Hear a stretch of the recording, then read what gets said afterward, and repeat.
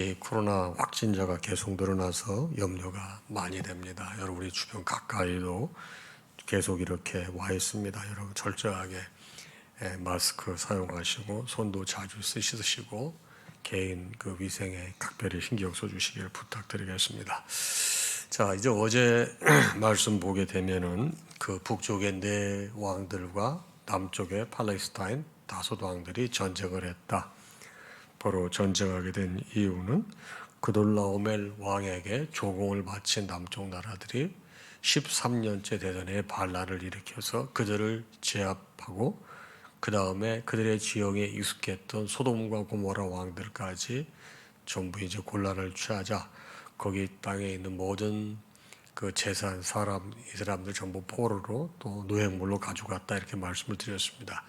근데 그 안에 바로 롯이라고 하는 바로 아브라함의 조카가 들어 있습니다.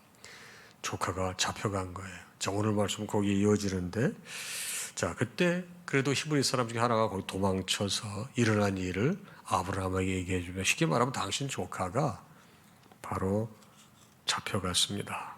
아브라함이 그 얘기를 듣고 기가 막혀서 평상시 자기 집에서 훈련을 받던 가신 318명을 데리고 가서 그들과 싸워서 16절이죠. 모든 빼앗겼던 재물과 자기의 조카 롯과 그의 재물과 또 부녀와 친척을 다 찾아왔더라. 가서 아브라함이 조카와 또 관련된 모든 사람, 재물, 모든 걸 다 찾아왔다 이 말이에요.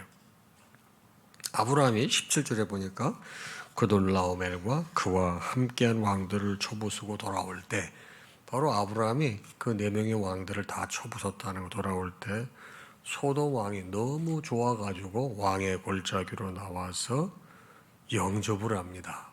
그리고 동시에 살렘 왕, 이 살렘은 가나안에 있는 지역인데 가나안에 있는 살렘 지역의 왕인 멜기세덱도 나옵니다. 근데 멜기세덱은 떡과 포도주를 가지고 왔는데 이 사람은 누구냐? 하나님께서 기뻐하시는 제사장이었습니다. 자, 한 사람은 영접을 하고 한 사람은 바로 축복을 하는 겁니다. 어떻게 축복을 하죠?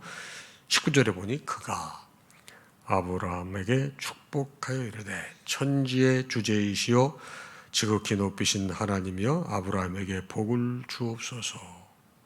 20절 너희 대적을 내 손에 붙이신 지극히 높으신 하나님을 찬송할지로다 이렇게 얘기했더니 아브라함이 그 얻은 것에서 10분의 1을 멜기세덱에게 주었더라 그랬습니다. 11조라고 하는 것이 제일 처음 등장하는 게 바로 여기에요. 그래서 멜기세덱에게 아브라함이 그의 여러분 얻은 거 10분의 1을 멜기세덱에게 주었습니다. 이 사람은 가나안 살렘 도성의 왕이면서 제사장인 사람이었습니다.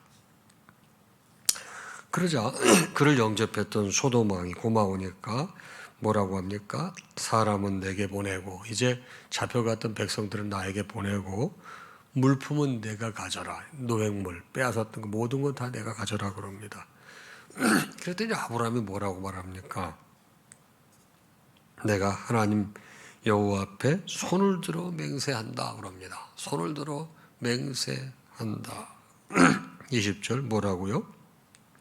23절입니다. 당신 말이 내가 아브라함으로 치부하게 할까 하여. 그러니까 내가 아브라함 많은 재산을 줘서 저렇게 된 거야. 이런 말이 나올까 봐 당신에게 속한 것은 실 한 오락이나 들매끈 한 가닥도 내가 가지지 않겠다. 그럽니다. 들매끈은 신발끈을 말하는 거예요. 강력한 의지죠. 바로 그런 거 안 받겠다는 겁니다. 24절 오직 젊은이들이 먹을 것과 나와 동맹한 아넬 에스골 마물의 분깃을 제할지니 그들이 분깃을 가질 것이라. 동맹한 사람들에게는 줘야 되니까 그거는 주고 아무것도 갖지 않겠다. 아브라함은 집에서 훈련한 318명을 가지고 북쪽의 네 왕을 쳐부수고 롯과 재물 그 친척들을 다 데리고 돌아옵니다. 아브라함이 그렇게 승리하고 돌아올 때 바로 소돔 왕은 영접하고 바로 멜기세덱 가나안 이 살렘 지역의 왕이고 제사장인 멜기세덱은 그를 축복을 합니다. 이 아브라함이 멜기세덱에게 바로 자기가 취했던 것, 전리품이 되겠죠. 10분의 1을 드리고 바로 자기들에게 자기와 함께했던 동행자들이 받아야 될 분깃을 제외하고는 어떤 물품도 가지지 않는 것이 오늘 말씀 전체 내용이 되겠습니다. 자, 그럼 오늘 말씀은 여러분과 저에게 영적으로 어떤 깨달음을 줄까요? 먼저 롯을 찾아왔는데 어떻게 해서 찾아왔죠? 자기 집에서 훈련받은 318명의 군사를 데리고 갔습니다. 뭐 가시니까 집에 있는 뭐 용병들이니까 이름 드러나지도 않고 그럴 줄도 모르겠지만 이 사람들은 바로 아브라함 밑에 잘 훈련받고 그런 사람들이에요. 서로 잘 알고 서로 믿고 신뢰하는 사람들이에요. 여러분, 이 사람들이 뭐 대놓고 군사활동을 할 수 있는 사람들도 아니고 그냥 아브라함 밑에서 이렇게 지내고 그런 사람들이에요. 그런데 이 사람들이 하나가 되고 마음이 잘 통하고 비전을 공유하고 그러다 보니까 어려운 사람이 찾아와서 도움을 구할 때 이런 사람들이 어려운 일이 있게 될 때 이 군대가 되는 거예요. 우리도 마찬가지예요. 함께 신앙생활하는 우리 형제 자매, 형제가 동거하면 어찌 그리 아름다운지. 여러분, 그래서 교회에서 순예배라는 게 그렇게 중요한 거예요. 모두와 친하게 사귀면 좋겠지만 그렇게 사귈 수가 없으니까 그 순을 통해서 서로 교제하고 말씀을 나누고 성도에 여러분 친교를 하는 거예요. 그래서 순은 가장 건강하게 1년에 한 번씩 바꾸는 거예요.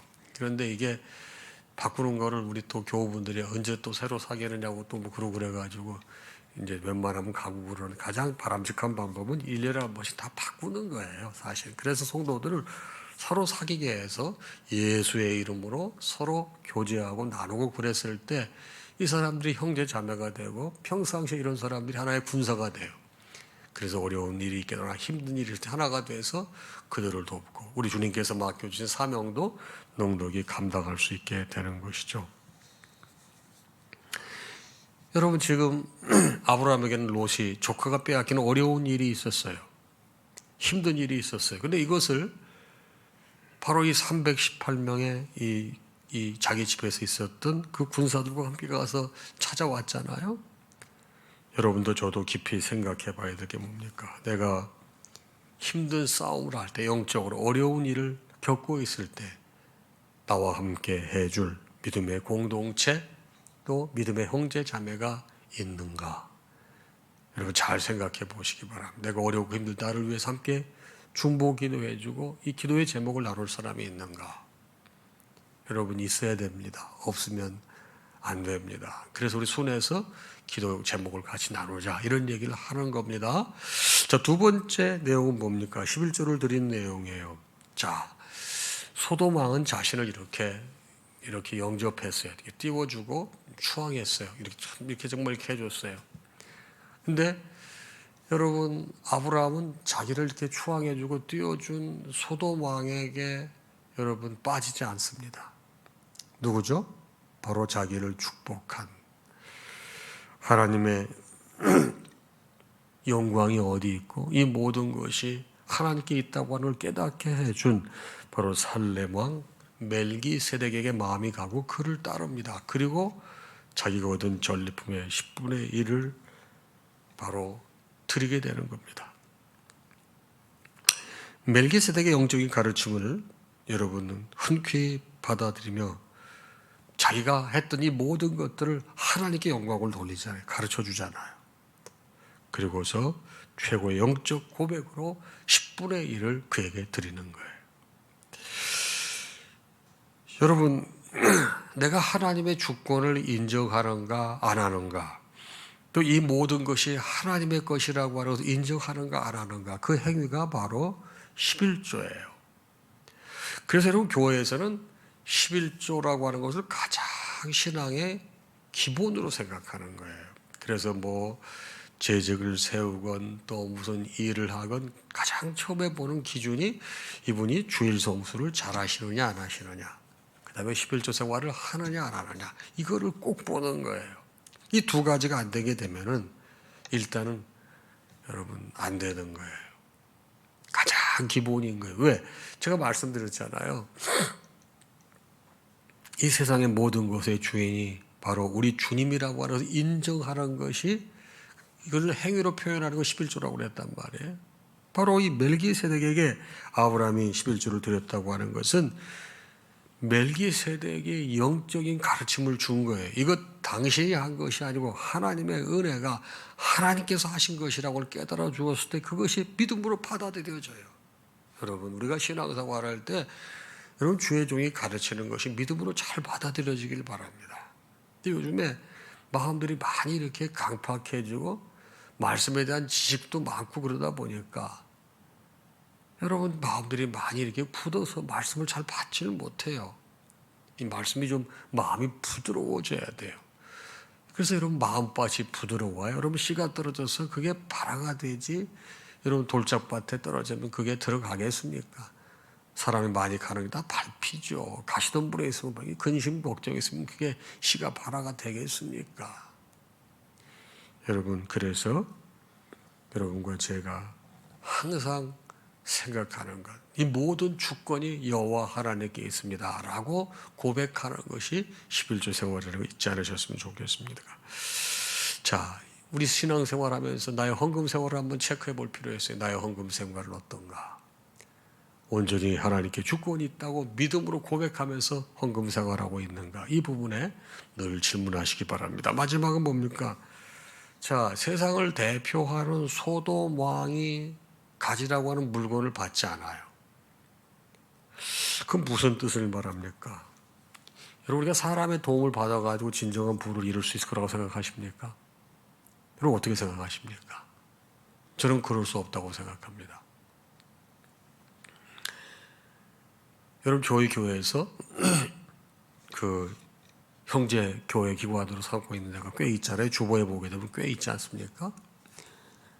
제가 오면서부터 지금 21년 반이 됐는데 지원하는 교회가 있어요. 뭐 그 중에 아주 제한적이긴 하지만 이렇게 이제 그만 도와주셔도 된다 그런 교회도 있어요. 아주 제한적이에요. 제가 지금 무슨 얘기를 하려고 합니까? 여러분, 교회도요, 이 네비우스 선교 정책, 이게 한국 교회가, 여러분 전 세계 장로교 교회는 1,500만 명밖에 안 돼요. 근데 그 중에 800만 명이 한국에 있어요. 아니, 어떻게 장로교가 전 세계에 제일 많을 거라고 생각해야 돼요? 한국이 전 세계에서 제일 많아요. 장로교의 메카가 한국이에요. 근데 어떻게 장로교가 이렇게 부흥했는 줄 아십니까? 바로 네비우스라고 하는 선교사 때문에 그래요. 이 사람은 중국 선교사였어요. 그런데 그 당시에 여러분 본국가는 배를 타고 가야 되잖아요. 근데 그 사람이 휴가를 이제 안식년을 가다가 여러분 조선 땅을 들리게 돼요. 자기 후배 언더우드 선교사가 한국에 와서 이제 선교 활동을 하는데, 언더우드 선교사가 25살에 왔어요. 아주 어린 나이에 와가지고 뭘 잘 모르는 거야. 그랬을 때 자기가 선배니까 경험한 그 선교 정책을 얘기해요. 그게 뭐냐면 이 선교를 이렇게 해라. 첫째, 이 자국민의 지도자를 세워라. 두 번째, 이 교회가 스스로 운영될 수 있도록 스스로 교회들이 헌금해서 교회가 운영되도록 해라. 선교부의 지원을 될 수 있으면 받지 말아라. 세 번째, 스스로 전도하게 해라. 이 교인들이 스스로 전도하게 해야 이게 스스로 전도하고 스스로 교회를 이렇게 헌금해서 운영하고 스스로 이 자국민을 지도자로 세워야 교회가 부흥한다. 근데 그게 이 네비우스 마음에 싹 와닿아요. 그걸 수용해서 장로교회 이 선교 정책이 네비우스 선교 정책으로 바뀝니다. 그래서 여러분, 우리 이 초창기 때 교회들은요, 선교부에서 많이 돕질 않았어요. 복음을 전해 선교사님들을 많이 도왔지, 이렇게 개교회가 세워지면 재정적으로 그걸 돕질 않았어요. 죽이 되건 밥이 되건 너희들이 한 명이 모이건 두 명이 모이건 10명이 모이건 너희들이 해라. 그래서 여러분, 이 장로교회가 그런 선교 정책에 따라서 굉장히 부흥을 했어요. 이제 안타까운 건 저희 나수렛 교회도 그러고 루터란 교회도 그러고 웨슬리언 교회도 그러고 한국 전쟁을 전후해서 많은 교회들이 이게 세워지게 되는데, 그런 교회들은 이 미국 교회가 재정적인 지원을 많이 했어요. 여러분 저도 지금 기억이 나는 우리 감독이 되게 되면 서로 감독하려고 그랬던 게 여러분 이 감독 이 생활비가 국제본부에서 나왔어요. 교회를 개척하게 된 목회자에 대한 이 생활비가 나왔어요. 이 다 그렇게 도와주는 거예요. 그러니까 여러분 보세요. 나도 모르게 의존적으로 되지 않겠습니까? 그게 교회가 크게 부흥을 못하는 거예요. 지금 제가 무슨 얘기를 하려고 하느냐. 여러분 세상에 사람들이 도와줘가지고 부자 될 것 같습니까? 절대 그렇지 않습니다. 교회도 마찬가지예요. 어렵고 힘들어도 기도하면서 우리끼리 해나갈 때 하나님께서 기름 부으세요. 하나님이 축복하시는 거예요. 그래서 성경에는 주는 자가 보겠다고 그랬지 받는 자가 보겠다고 그러지 않은 거예요. 이거 아는 거예요. 정말 축복은 하나님께로부터 오는 거지 바로 소돔 왕이 주는 전리품을 내가 다 갖는다고 그래서 오는 게 아니다. 나 그 얘기 때문에 당신이 나중에 생생될까 봐 싫다 그런 내용이에요. 여러분 사람들은 쓴뿌리가 다 있어요. 너 옛날에 나한테 도움 받았잖아. 제가 저렇게 되게 다 내가 도와서 그런 거야. 이런 얘기가 있다는 거예요. 안 된다는 거죠. 그래서 아브라함은 이걸 분별할 수 있는 영적 능력이 있었어요. 그래서 여러분 소돔 왕하고 타협하지 않아요. 그 받아들이지 않아요. 혹 우리가 현실에 어려움이 있다고 그래서 혹 타협하고 있는 것이 없는가 영적으로 분별하지 못하면서 이런 걸 깨달을 필요가 있어요. 여러분 우리의 도움은 오직 천지를 지으신 하나님께 있는 거예요. 여러분 그게 매우 중요합니다. 여러분 사람에게 도움받아서 부자 안 됩니다. 네, 내가 하나님께 복을 받아야 돼요. 하나님께서 나를 축복하셔야 돼요. 여러분 그러기 위해서 우리가 주님 앞에 나아가는 것입니다. 오늘 아침도 나의 도움은 천지를 지으신 여호와 하나님께 있다는 사실, 그분이 나를 축복하신다는 사실에 더욱더 우리가 겸손해지고 주님과 가까워지는 하루가 되기를 주님의 이름으로 축복합니다.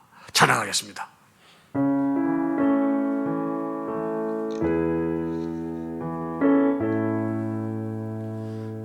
모든 영광 하나님께,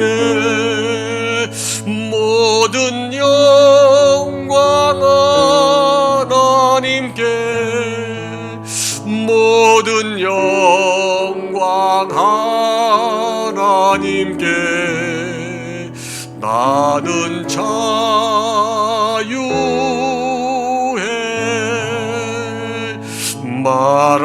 마라나타 주 오신다. 마라나타 주 오신다. 마라나타 주 오신다. 나는 자유해.